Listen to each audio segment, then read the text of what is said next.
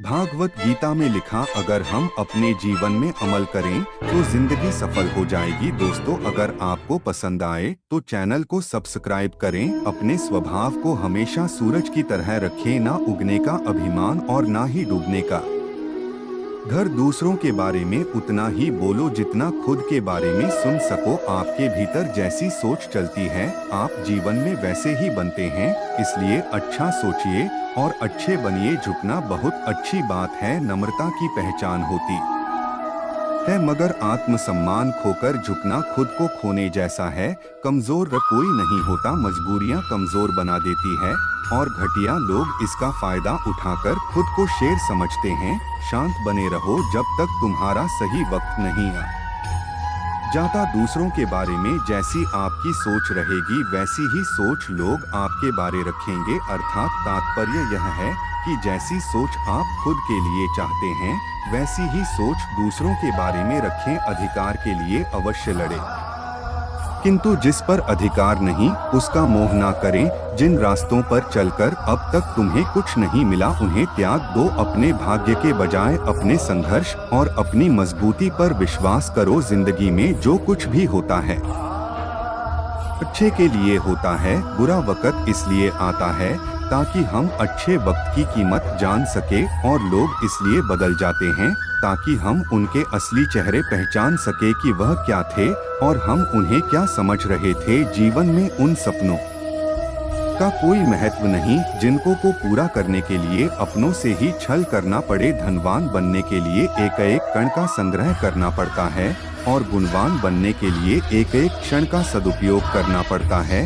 एक व्यक्ति जो मृत्यु के करीब था, मृत्यु के पहले अपने बेटे को चांदी के सिक्कों से भरा थैला देता है और बताता है कि जब भी इस थैले से चांदी के सिक्के खत्म हो जाएं तो मैं तुम्हें एक प्रार्थना बताता हूँ। उसे दोहराने से चांदी के सिक्के फिर से भरने लग जाएंगे। उसने बेटे के कान में 4 शब्दों की प्रार्थना कही और वह मर गया। अब बेटा चांदी के सिक्कों से भरा थैला पाकर आनंदित हो उठा और उसे खर्च करने में लग गया। वह थैला इतना बड़ा था कि उसे खर्च करने में कई साल बीत गए। इस बीच वह प्रार्थना भूल गया। जब थैला खत्म होने को आया तब उसे याद आया कि अरे, वह 4 शब्दों की प्रार्थना क्या थी। उसने बहुत याद किया, उसे याद ही नहीं आया। अब वह लोगों से पूछने लगा। पहले पड़ोसी से पूछता है कि ऐसी कोई प्रार्थना तुम जानते हो क्या जिसमें 4 शब्द हैं। पड़ोसी ने कहा, हाँ, एक 4 शब्दों की प्रार्थना मुझे मालूम है। ईश्वर मेरी मदद करो। उसने सुना और उसे लगा कि ये वे शब्द नहीं थे, कुछ अलग थे। कुछ सुना होता है तो हमें जाना पहचाना सा लगता है। फिर भी उसने वह शब्द बहुत बार दोहराए, लेकिन चांदी के सिक्के नहीं बढ़े तो वह बहुत दुखी हुआ। फिर एक फादर से मिला। उसने बताया कि ईश्वर तुम महान है। ये 4 शब्दों की प्रार्थना हो सकती है, मगर इसके दोहराने से भी थैला नहीं भरा। वह एक नेता से मिला। उसने कहा, ईश्वर को वोट दो। यह प्रार्थना भी कारगर साबित नहीं हुई। वह बहुत उदास हुआ। उसने सभी से मिलकर देखा मगर उसे वह प्रार्थना नहीं मिली जो पिताजी ने बताई थी। वह उदास होकर घर में बैठा हुआ था। तब एक भिखारी उसके दरवाजे पर आया। उसने कहा, सुबह से कुछ नहीं खाया, खाने के लिए कुछ हो तो दो। उस लड़के ने बचा हुआ खाना उस भिखारी को दे दिया। उस भिखारी ने खाना खाकर बर्तन वापस लौटाया और ईश्वर से प्रार्थना की, हे ईश्वर तुम्हारा धन्यवाद। अचानक वह चौंक पड़ा और चिल्लाया कि अरे, यही तो वे 4 शब्द थे। उसने वे शब्द दोहराने शुरू किए, हे ईश्वर तुम्हार धन्यवाद। और उसके सिक्के बढ़ते गए। इस तरह उसका पूरा थैला भर गया। इससे समझे कि जब उसने किसी की मदद की तब उसे वह मंत्र फिर से मिल गया, हे ईश्वर तुम्हारा धन्यवाद। यही उच्च प्रार्थना है, क्योंकि जिस चीज के प्रति हम धन्यवाद देते हैं वह चीज बढ़ती है। अगर पैसे के लिए धन्यवाद देते हैं तो पैसा बढ़ता है। प्रेम के लिए धन्यवाद देते हैं तो प्रेम बढ़ता है। ईश्वर के प्रति धन्यवाद के भाव निकलते हैं कि ऐसा ज्ञान सुनने तथा पढ़ने का मौका हमें प्राप्त हुआ है। बिना किसी प्रयास से यह ज्ञान हमारे जीवन में उतर रहा है, वरना ऐसे अनेक लोग हैं जो झूठी मान्यताओं में जीते हैं और उन्हीं मान्यताओं में मरते हैं। मरते वक्त भी उन्हें सत्य का पता नहीं चलता, उसी अंधेरे में जीते हैं, मरते हैं। ऊपर दी गई कहानी से समझें कि हे ईश्वर तुम्हारा धन्यवाद। ये 4 शब्द शब्द नहीं, प्रार्थना की शक्ति हैं। अगर यह 4 शब्द दोहराना किसी के लिए कठिन है तो इसे 3 शब्दों में कह सकते हैं, ईश्वर तुम्हारा धन्यवाद। ये 3 शब्द भी ज्यादा लग रहे हो तो सिर्फ एक ही शब्द कह सकते हैं, धन्यवाद। श्री कृष्णा कहते हैं, भूख पेट खाली जब और झूठ प्रेम इंसान को बहुत कुछ सिखा देता है। लोग जी हाल में करने की दुआ करते हैं, मैंने उसे हाल में जीने की कसम खाई है। अपने हाथों की लकीरों को क्या देखते हो, किस्मत तो उनकी भी होती है। जिनके हाथ नहीं होते पंख ही काफी नहीं है।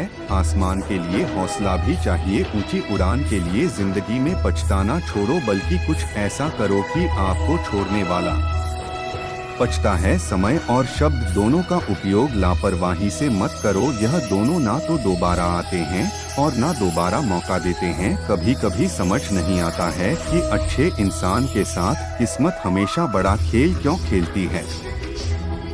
कितने अफसोस की बात है कि जब कहानी वफादारी का जिक्र होता है तो हम इंसान कुत्तों की मिसाल देते हैं। करेले से कड़वे लोग मुसीबत में अक्सर कम ए जाते हैं और शक्कर से मीठे लोग वक्त पर अक्सर धोखा दी जाती है।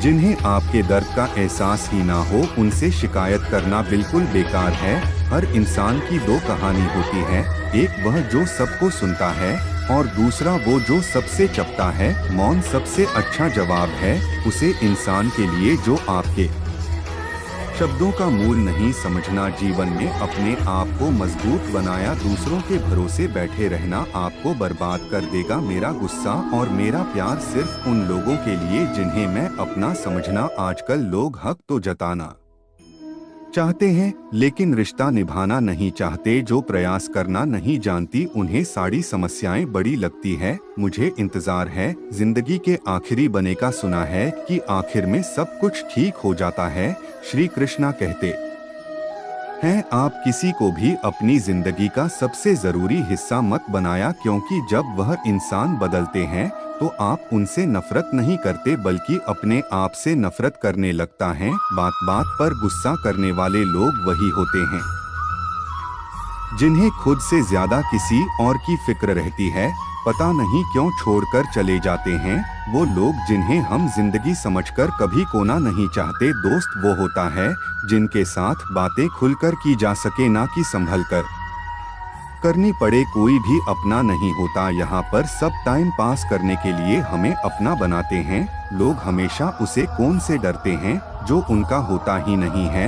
जिंदगी में आप चाहे 10 बार फेल हो जो या 100 बार फेल हो जो, पर कसम का लो कि अपनी जिंदगी में आम आदमी बनकर नहीं जीना है। प्रेम दुर्लभ है, उसे पढ़कर रखो और वही बहुत बहुत खराब है। उसे दबाकर रखो, डर बहुत भयानक चीज है, उसका सामना करना सीखो। टेंशन, डिप्रेशन और बेचैनी इंसान को तभी होती है जब वो खुद के लिए कम और दूसरों के लिए ज्यादा सोचता है। संयम रखना दुनिया के सामने रन से कई गुना बेहतर है। लोग कहते हैं कि दर्द बताने से कम होता है, मगर यहाँ जिसे भी अपना दर्द बताओ वही लोग मजे लेते हैं। सबको अच्छा समझ लेना, बस यही सबसे बुरी आदत है मेरी। आपके पास बस पैसा होना चाहिए, क्योंकि यहाँ भावनाओं की कोई कदर नहीं है। जीवन में सबसे बड़ी खुशी उसे कम को करने में जिसे लोग कहते हैं आप नहीं कर सकते। मुझे परवाह नहीं है कि लोग क्या कहते हैं, मुझे नजर खुद से मिलनी है, लोगों से नहीं। जो मंजिल को अपने की चाहत रखते हैं वो समुद्र पर भी पत्थरों के पुल बना देते हैं। तोरहर आपकी सोच पर निर्भर करती है। मान लो तो हार होगी और ठान लो तो जीत होगी। अगर महानता प्राप्त करना चाहते हो तो अनुमति मांगना बैंड कर दो। किसी के सामने इतना भी मत झुको कि उठाते समय आपको किसी का सहारा लेना पड़े। कोई अगर आपसे कहे कि हम आपका साथ देंगे तो ये जरूर पूछ लेना कि कब तक डॉग, क्योंकि लोग यहाँ अपना बनाकर बनाया करने में डर नहीं लगाते। दिल में आने का रास्ता तो होता है लेकिन जान का रास्ता नहीं होता, इसलिए जब लोग दिल से जाते हैं तो दिल तोड़ कर जाते हैं। श्री कृष्णा कहते हैं, कड़वे गोलियां चबाई नहीं जाती निकली जाती है।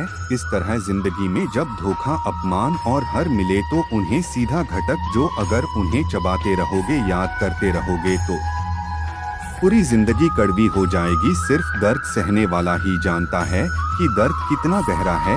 आज के जमाने में ज्यादा अच्छा होना बिल्कुल भी अच्छा नहीं है। गिरने वाले अगर अपने हो तो संभालने में बहुत वक्त लगता है। आज के जमाने में लोग आपकी कदर तब करते हैं जब उनको आपकी जरूरत होती है।